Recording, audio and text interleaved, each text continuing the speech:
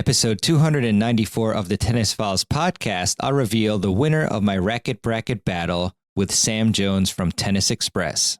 Hey there, and welcome to another episode of the podcast. Really excited to have you back. And I just recorded a really fun interview with my friend Sam Jones from Tennis Express. He is a product specialist in the marketing department there. And if you remember, several episodes ago, as well as being recorded on my YouTube channel, I revealed a racket bracket battle, which consisted of 8 different rackets, and we did a stream with Sam, and we talked about the 8 rackets. And I'm going to reintroduce them on the show, or on the interview portion in just a minute or so. So I won't go and name them all for you, but it was really fun to test all of these different rackets and observe their different properties, what I liked, what I didn't like. And I hope that this gives you some insight into what types of rackets you might want to try out. So obviously, my profile is being a 5-0 tennis player who likes to hit a heavy forehand with a lot of top spin. My backhand is flatter. I definitely am much more of a baseliner. I feel like my current stick is lacking a little bit of stability, the Pure Aero VS 2017 version.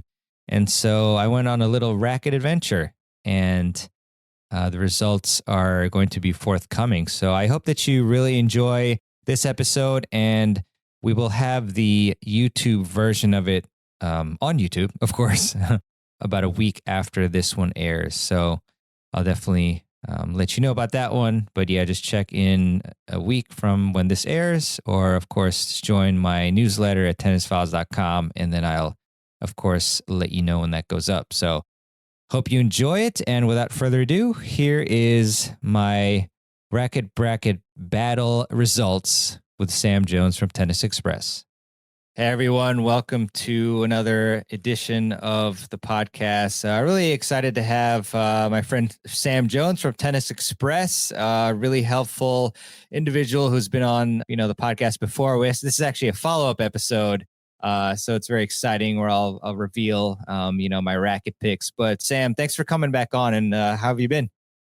Thanks for having me, Merban. It's good to hear from you. I've been good. Just another year post Australian Open. Lots of products coming out, and shoes, rackets, the whole thing. So, but yeah, I'm excited to hear the results of your holy grail quest for the right racket. Yeah, thanks a lot, Sam. As I was demoing these rackets, and really appreciate Tennis Express, giving me the opportunity. I was just thinking like, wow, how cool of a job it is that you guys have. I just being around tennis products and like seeing like the new shiny, rackets and shoes and all that. It's super cool. So definitely a little envious there. But yeah, I'm excited to go through my picks. And just as a reminder, before I bring up the bracket, we had the Pure Aero 2023. We had the Yonex 6th generation V-Core, the Headboom Pro, the T-Fight 305 from Technifiber, the Head Extreme Tour, the V-Core Pro 31097, and the Solinco Whiteout, and then the Blade V8 16x19. So really fun play test. I'm going to bring up the bracket now, and I'll obviously talk about it for those of you just listening in audio only. But here it is. Oh, sorry. So this is the original bracket right here with the 8 pitted against each other. And let me now bring up my picks. So I'm going to just take a second to share the right screen here. All right, here it is. These are my picks. I'll walk you through them, and Sam, really would appreciate your thoughts here. So with the Babolat Pure Aero 2023 pitted against the Yonex 6th Gen V-Core 98, it was kind of a case of just going with what I, previously played with to an extent. So I play currently with as a refresher for you all, if you didn't listen to the previous episode, which I highly encourage you to check out, episode 277 with Sam, is the Pure Aero VS. Yeah, the Pure Aero VS 2017. And, when playing with the Pure Aero 2023, there were some characteristics of that racket that I have that I really enjoyed. just the aerodynamic properties of it and the great spin that it produces. It was really good with my backhand. Actually, in particular, it was more stable than what I'm playing with now. Really excellent on returns, and I mean, just the power that it brought was really fantastic. VCore 98 was no slouch, certainly. I mean, I did get good spin from it. It's a really solid frame, but for some reason, the sweet spot itself, and maybe this is due to, just the different head shape of it, but it just didn't feel quite right for me. I know a lot of players who really enjoy the racket. Actually, when I was playing with it, my doubles partner, he uses that racket, but I just couldn't get used to the feel for whatever reason. And, I just prefer the Piero 2023 for that matchup. So any thoughts on that matchup in particular, Sam? Well, it's funny. So in our lapse of time since our first video, there's new V cores. Yeah, exactly. So I'm laughing a little bit, but producing this stuff takes some time too. I think a big improvement from the previous Pure Aero is they kind of did this different. They always had the Cortex.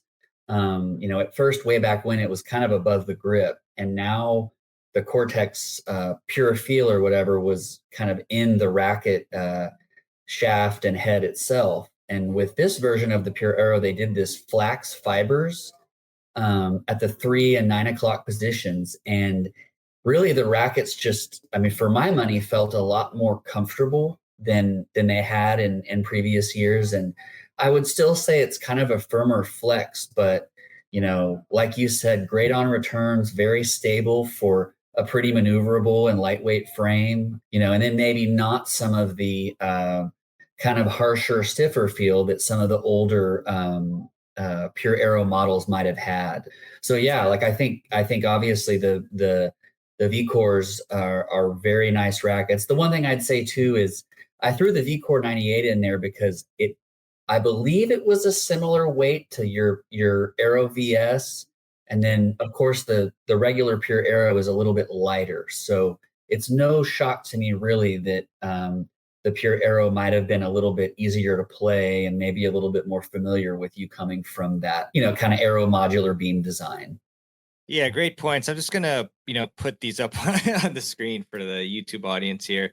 Cool. But yeah, really enjoyed, the play test, and I actually tried the next version, and that was nice too. I felt even better dampening properties on the Yonex rather, and even more spin actually. I told Sam I was down in Orlando for a bit, and I did like the 98 actually. I liked it more than this current than the version that I have now right here. But yeah, that's an exciting one. And actually the 95 was really nice too. Obviously you have to be more precise, but like the stability was incredible. Like my slices were so stable. A little off tangent here, but definitely you'd want to give the V-Core 98 7th gen a twirl, because that one is really nice. Do you have any thoughts on that one, by the way? Yeah, so I loved, like you said, I mean, the V-Cores are one of Yonex's best-selling families, but with the 7th generation, they sort of redid the head shape a little bit, and it's a little bit up higher in the hoop, so I think they're more forgiving. The other thing is that the shaft as well, that the rackets just play more stable, I think, than the previous ones. And yeah, I mean, the V-Core is no slouch. I mean, you're talking about, I think, two in the Pure Aero 2023 and the V-Cores, you're talking about two of the most prominent, spin friendly, user friendly rackets on the market. So I don't really think you can go wrong there. Yeah, definitely. So again, really enjoyed that one.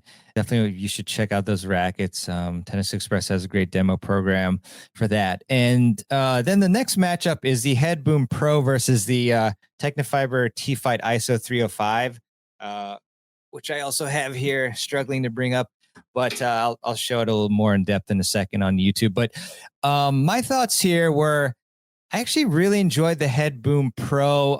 The I think the specs were actually very similar to my Pure VS 2017.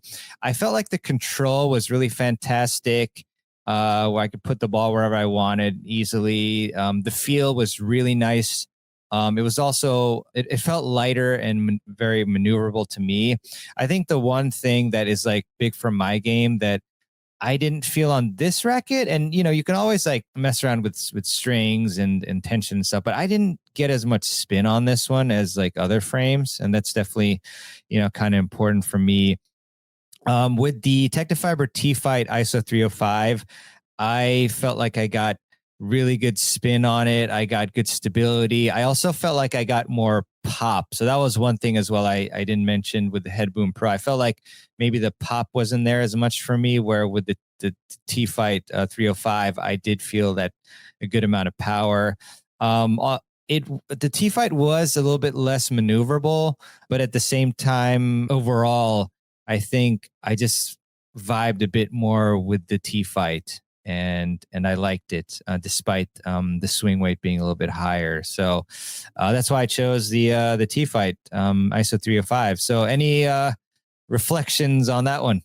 So I'm right there with you. I like the Boom Pro a lot, and I used it for a good while, and I think it's one of those tough things that brands have when, like, the Boom is a new racket series from Head, and obviously with a name like Boom, you're thinking some power. And whenever you kind of have like a Boom as your name, you're thinking power. Well, the Boom Pro, like, it's a control racket. I mean, it really is. Like, it's maybe more powerful than something like a Prestige, but it offers a unique feel. But it's to me, like, I switched to it kind of looking for a little bit of a boost in power from the racket that I had, and I was sort of left, man, like, I would have thought this had more power. But I think the Boom Pro offers a lot more control, especially kind of for flatter hitters, than people are expecting it to. But that being said, like, I think the Boom MP is probably the best of that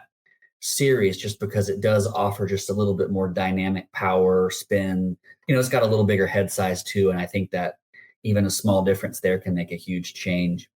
As far as the T-Fight, the ISOFlex that they put in there was really an improvement from the previous generation, in my opinion. It just sort of made the sweet spot of the racket, not the sweet spot, it made the response off of the string bed, even if you missed dead center slightly, or if you're a little bit above the sweet spot or a little bit below, you still felt like maybe the ball wouldn't go perfect where you wanted it to go, but it might land a couple of feet within your target. So, like, it's a cumbersome racket at times, but the swing weights offers lots of stability.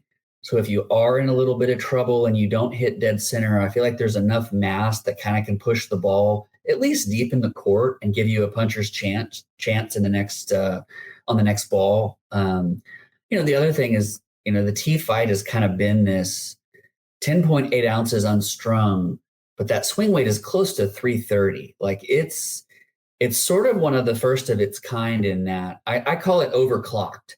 Like a computer that you're trying to make supercharged and a lot faster. You got to put a bigger fan in there to make sure it doesn't overheat. And I feel like the T-Fight 305 really is a lighter overall racket, but it's less maneuverable than some rackets that are close as 12 ounces. I mean, it's really it's probably the most stable racket in that weight on the market.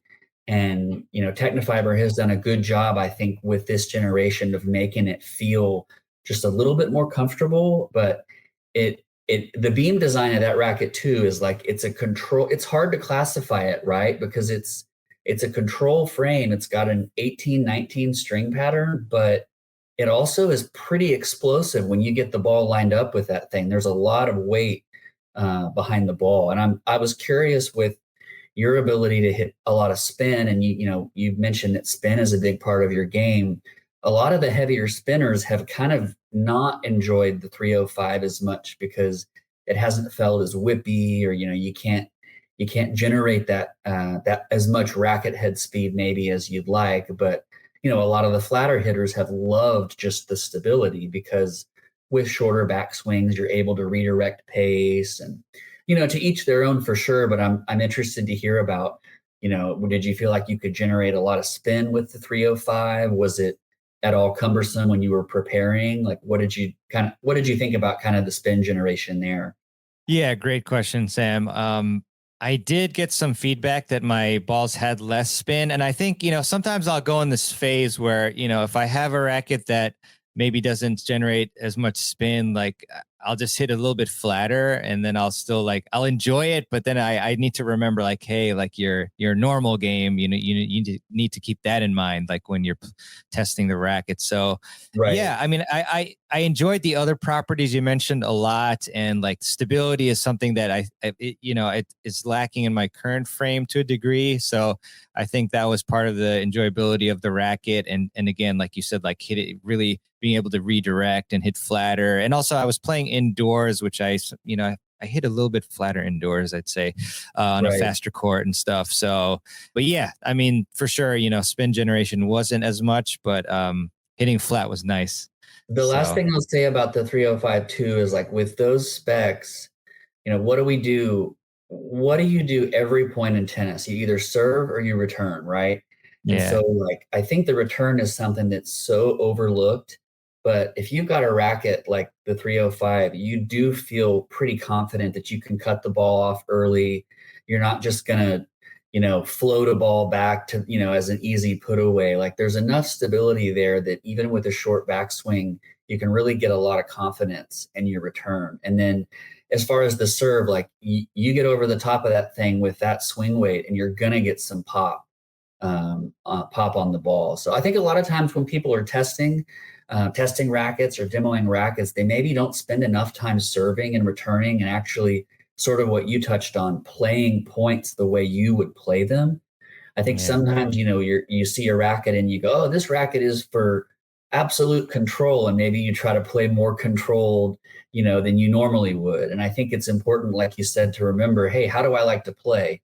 And then try to apply that racket to what you like to do on the court. Instead of, for instance, if I'm like, oh, I'm going to use the prestige mid from 20 years ago, I'm going to serve and volley like they used to. And that's fun, but it might not be the best application of my skill set to that racket. Yeah, thanks for reiterating that. Definitely got to be smart about and practical when you're testing rackets. So it's going to do a quick solo shot of the two rackets here. Yeah, so really nice frame. So thanks again for that. I'm going to filter them out here. So the next matchup we have here is the Head Extreme Tour against the Yonex VCore Pro 97. A very interesting matchup. And, the Head Extreme Tour, it's one thing that made me sad about it. Maybe it was just, I don't know if it was my particular stick or what it was, but I loved the spin. Fantastic. Maneuverable, very maneuverable and whippy. Loved it. It was also nice and light. The one thing, and let me know what you think, Sam, about the Extreme Tour. For some reason, it felt a bit hollow to me. And, I think maybe with more time, I could have gotten used to it. But when I was warming up and hitting ground strokes and whatnot, even though there was a little bit of a hollow feel for me, I enjoyed it and I was like hitting really well. And then when I was returning, especially when I wanted to like block back the return, like for some reason, like the feel just wasn't there, because otherwise I would have, really loved this rack. And I think it would have gone farther, to be honest. Yeah. And obviously, there's some great players that play with it. So, I mean, it's just, personal preference, but, the Extreme Tour, really fun demo. Just that feel for me kind of was tough. And then the VCore Pro 310, really nice stick. Correct me if I'm wrong. Does TFO play with this one? But yeah, okay, cool. Yeah, so great control, really solid feel, great at net as well. I guess the one thing I would say is for me, it didn't generate as much spin as some of the other rackets, including the Extreme Tour. Right. So again, if it wasn't for the feel of the Extreme Tour, I actually would have picked that one. but I guess, because the V-Core, like for me, the feel was a bit better. I actually went with that. So it was Okay. just a confidence thing. So yeah, I don't know what your thoughts are. I mean, I assume you've probably hit with the Extreme Tour and obviously the other, the V-Core Pro 310, 97. So any thoughts? Yes, I think starting with the Extreme Tour, I wanted that one in there because it really is like a modern version of the racket that you play.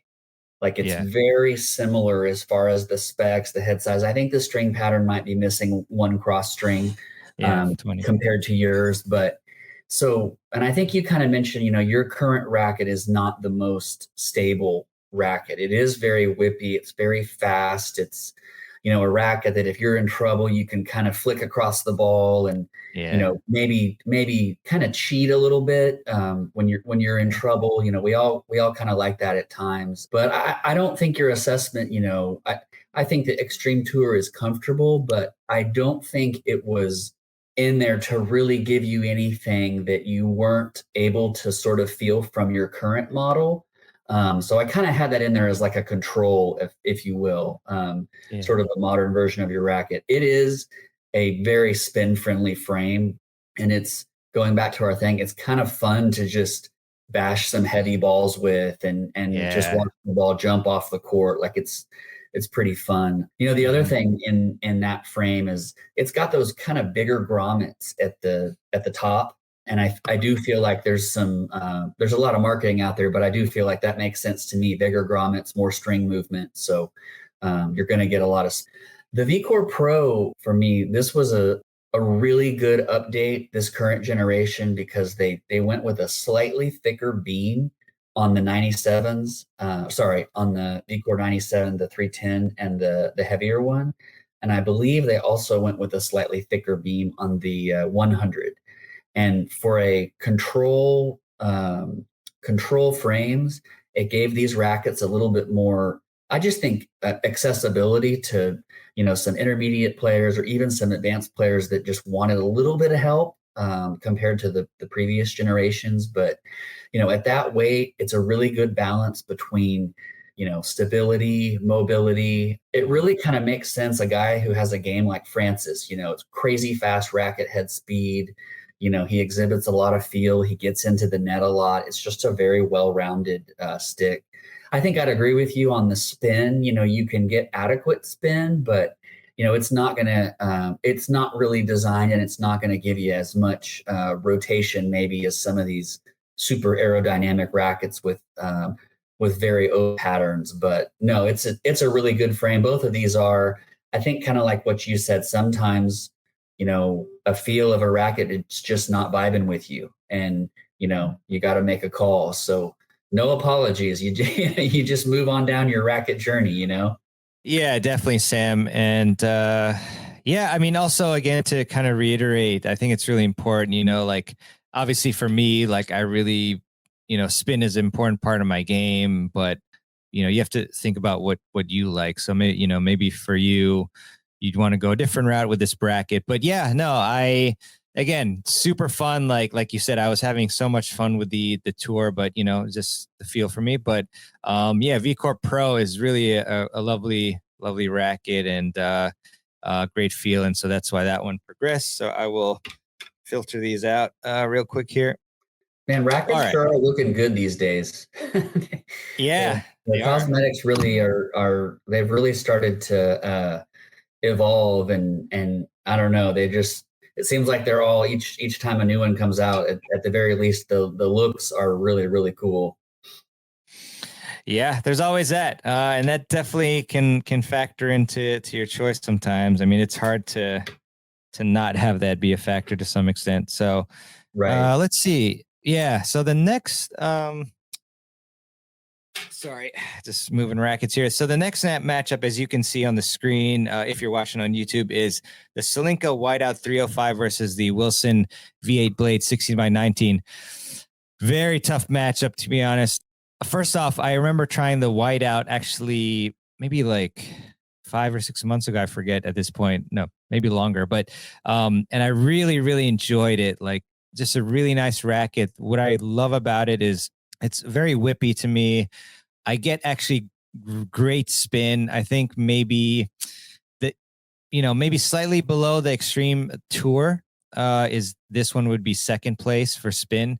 Very maneuverable. That obviously goes along with the whippiness of the racket, and it just gives the ball like it gives a great shape, or I get a great shape on my ball, especially on the forehand.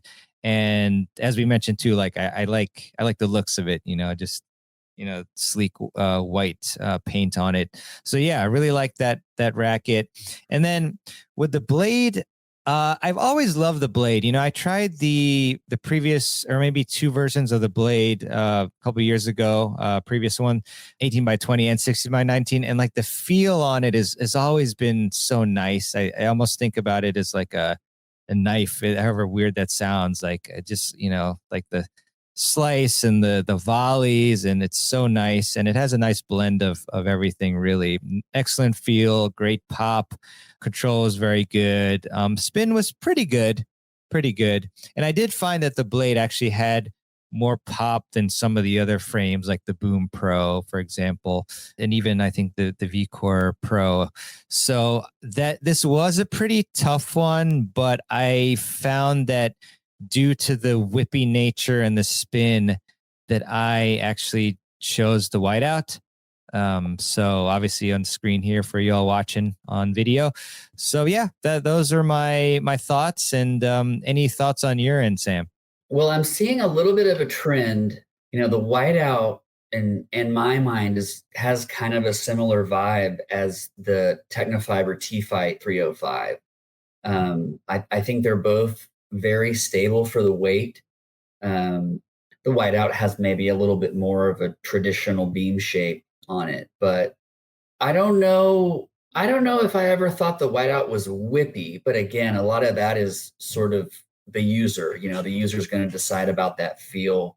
I will say on your blade comments, I think there's more power in the blades than people realize, and it is a control racket, but there's some serious power to be had, and that's probably why it's one of the most versatile used frames in the college game and in the pro game. Solinko's racket, I think maybe has, you can correct me if I'm wrong, but it's got kind of a higher swing weight there, a little bit higher towards 330. So again, at that weight, it's going to be pretty stable, but the whiteout's a good racket. Both of those, that's super close. I mean, that's almost like you said, maybe the white paint job did it. Maybe the cosmetic did it, but those are very close frames. The one thing I wasn't sure if you'd like it, but I guess it sort of makes sense, is that Solinko's a little firmer on the flex than the blade. The blade has been pretty soft, pretty comfortable, pretty arm friendly flex. So I guess the racket you play right now is sort of medium firm. Is that fair to say? Yeah, I think that's correct, Sam. But you are right. I think I like the firmer feel. That was kind of one thing. Is I'll actually get into it with as we shave down the contestants. Yeah. Perfect. Yeah. So awesome. Great feedback. All right. So yeah. And I was gonna say too that, I mean, again, the blade. I really like the blade. To be honest, I mean, the blade would have beat the VCore 98 probably for me. Definitely would have beat the Boom Pro. Yeah, it would have won like a decent amount of matchups. So it's one of those where it unfortunately drew a higher seed, essentially. Yeah. Who made that draw? Come on. Yeah. Definitely not Sam. Well, some rackets didn't get their seating info in time. So yeah, it's got to be quicker, Mr. Wilson. Right. But yeah. So super fun matchups. Now let me go to my next bracket that I made so we can see the results here. So let me just transition really quick. It's interesting, the rackets that you've got left are pretty similar in weight. Three of them are at that 10.8, 10.9, and then you still have the Arrow, which is obviously coming in a little bit lighter, but I think it kind of speaks to your credentials. Like you're sort of honing in on, hey, I think that's my wheelhouse. Yeah. No, appreciate it. Yeah, definitely interesting to see the how it's going. And I am starting to narrow it down to like a similar property. So Yeah. I wonder how surprised you are with these results. I mean, especially with the pure arrow and the T fight, which I'm trying to slyly arrange and doing a bad job of. It's But not yeah. it's not easy to pick up rackets on camera. I know from experience.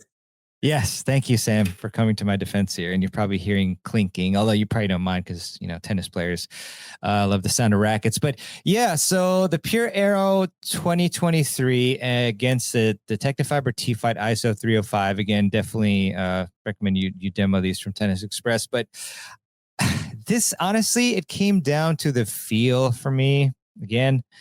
So, the PA23, a lot of great properties as we discuss, excellent on the returns, like easy power.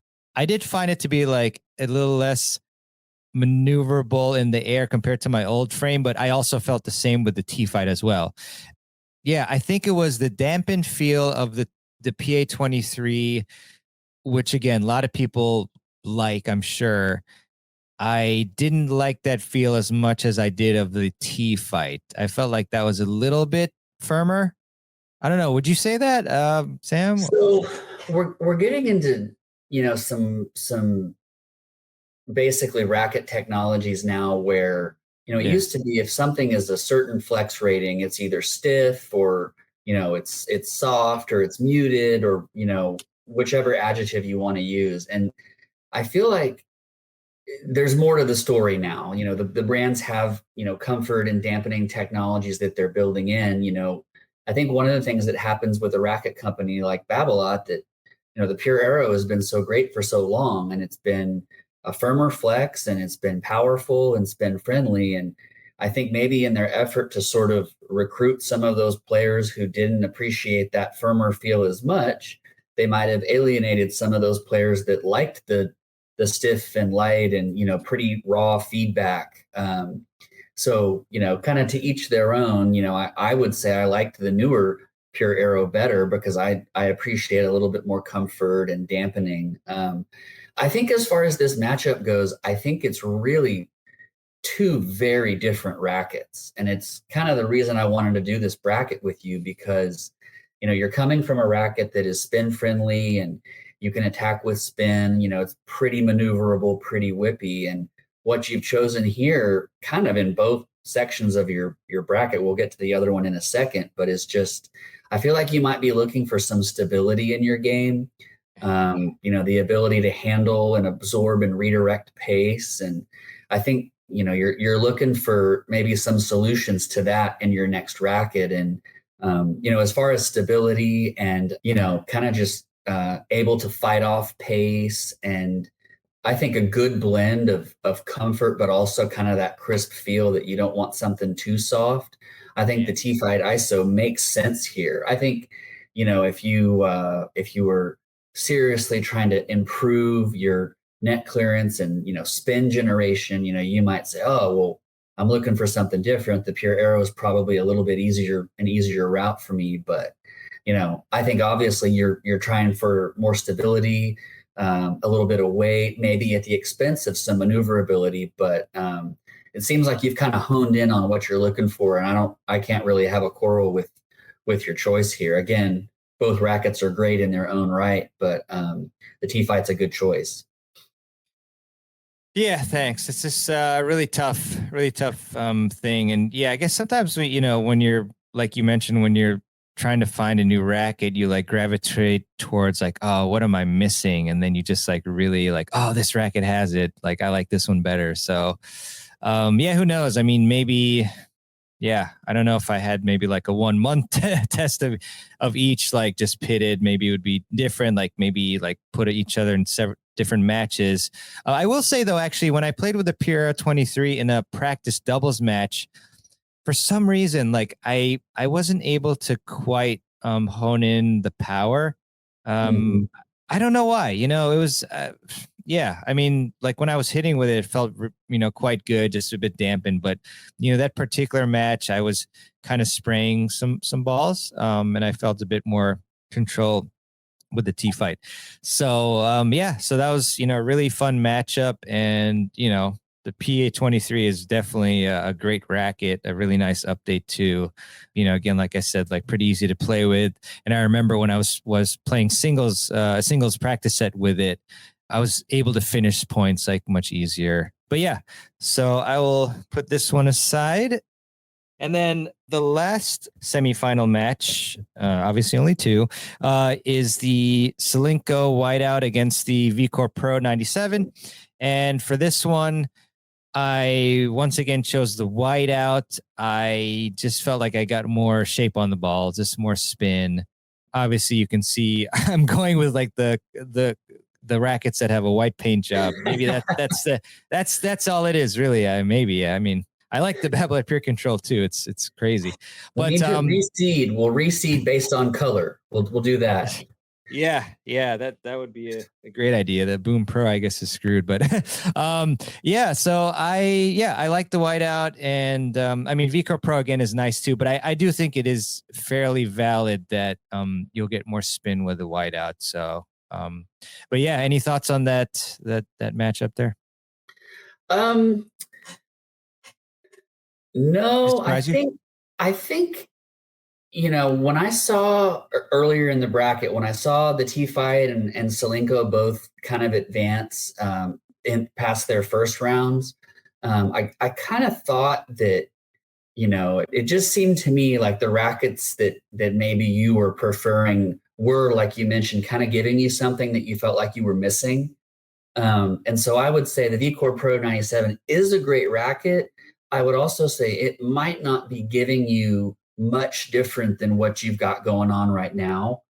And sometimes when you're looking for a new racket, you want to either amplify what you've got, meaning if you hit killer spin and you want to dominate with even more spin, you might get a racket that can help you with spin. But I feel like what a lot of us are trying to do is kind of plug a hole or hey, I feel like I'm leaking points because guys are hitting big and I'm not stable enough at contact, so I'm leaving something short. And so there's really no wrong way. I think you've ended up kind of with two, remarkably similar spec rackets. Nothing against the VCore Pro. I still think very versatile, a really good racket for a creative player. I just think you've really done a good job of kind of, stability seems to be like a key thing for you. Stability with spin. And so, yeah, I'm excited about the finals. I think it's a good, it's going to be a whiteout, whichever you're rooting for. It's going to be, the fans are going to be all decked out in the white tees. Yeah, that's true. I should start wearing all white tees myself. So yeah, just really interesting as well. I mean, we've got two here, two. So let's do a tail of the tape real quick. So this is the finals. Or do you have another slide, or are we good? Oh, I have another slide. Okay. Before you pull up that slide, let's kind of do a little preview here. So yeah, and I don't have them in front of me, but so you got 305. It's about 10.8 strung, unstrung, makes them about 11.4 strung. Both higher swing weights, and I think about 4 points headlight. The one difference here is that the Technofiber has kind of that RS beam. It's sort of it really is like kind of the cross section of the beam is almost shaped like an R. Kind of this, it's actually, I think, 5-sided in a way. But what that means is it's sort of a blend of flat beam with a more round beam, which is basically control mixed with power. And then the Solinco has that more kind of traditional flat beam design, kind of similar to the Blade. It's flatter. I would say maybe it's slanted a little bit more towards control. So that's kind of my tail of the tape. They're very, very similar spec rackets. I think ultimately the FEEL word is what it's going to come down to. Very correct. Thank you. That's great preview here, and good to highlight the main difference there. So let me unshare this bracket so I don't spoil it for you all, in the beginning, and then get the right one on. Here it is. All right. So it's a whiteout. It's a whiteout. You were correct, Sam. So yes. So it's hard to really pinpoint a lot of differences, really. I mean, it's just, I don't know. I just felt a little bit like, I just like the feel a bit more, probably the traditional feel of the whiteout. I did feel like I was getting some more spin, and I did feel like it was maybe slightly more maneuverable if I remember right, but I honestly not even sure. I think it's just mainly the feel of it. And the ball shape that I was getting with the spin. So I really liked the whiteout, and it's kind of funny. Like I mentioned, I had tried the whiteout previous to this test just on its own, and I liked it at the time. And I don't know if that caused any preconceived notions. I tried to not let it do that, but I did like the whiteout just a tad bit better. I mean, there's that, that's the winner. I mean, it's interesting though. I really like the whiteout a lot. It helps with the stability that I don't have on the Pure VS 2017, and like you mentioned, Sam, like I think especially when I play like 5-0 doubles and some singles, that's when I feel like my racket could get pushed around a little bit more. But there's still, that with the whiteout, I did feel like I have to work harder on the swing. Like you mentioned, there's a little more swing weight there.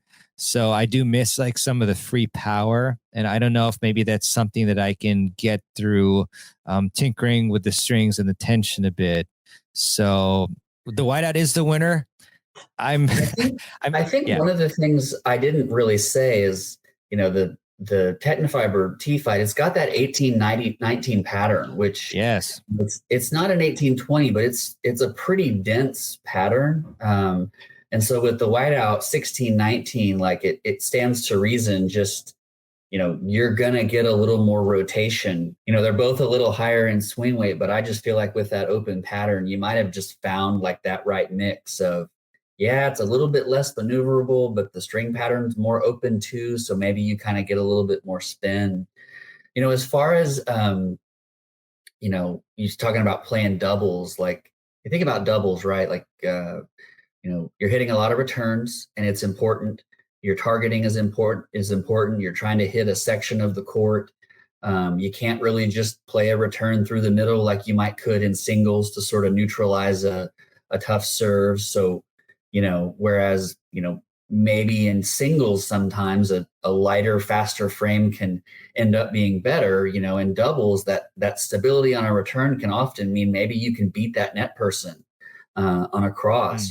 Somebody hits a heavy serve, maybe that stability helps you squeak it past the net person who's poaching. So that can be a very real thing. Serves and returns in doubles, that. I mean, it's the first two shots of the point almost always are dictating how that's going to go. Yeah. One of the things I was going to recommend is if you felt like maneuverability was a thing, I know you play Hyper G, you might even try like some thinner gauges. You could do that and you'd be surprised how you can sort of manipulate the swing weight there. You can take I don't know, do you play the 17 gauge or the 16 gauge? 16L actually. Okay, so I think you'd be very surprised just for fun to try, like I think they might have a 120, which is maybe 17, or maybe I think they might even have a 20 gauge Hyper G, which is pretty crazy there. Yeah. But you'd be surprised how you can kind of manipulate that swing weight down a few points. And I'd be kind of curious to see ultimately what you settle on, or if you just appreciated that, kind of little bit more tilt towards stability and maybe a little bit less on the mobility side of things. Yeah, great thoughts. That is true. It's amazing how much of a difference like a thinner versus thicker gauge string can be. I remember with my Pure VS, like I used a 16, and then for some reason my arm like started hurting, and then I went to 17, and then all of a sudden all my balls were like flying out.